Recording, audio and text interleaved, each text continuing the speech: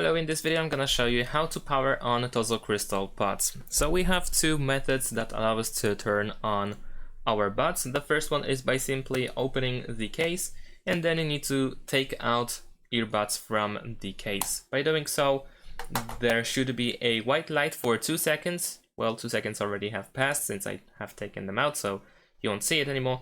But over there you should see those two LED pins or just lights.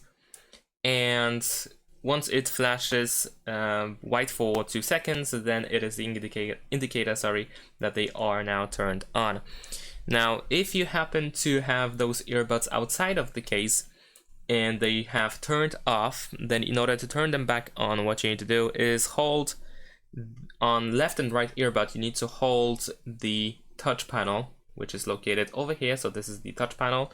You need to hold for 3 seconds in order to power them on again. And that is pretty much it. Thanks for watching. Leave a like and subscribe to my channel, and see you in my next videos. Bye.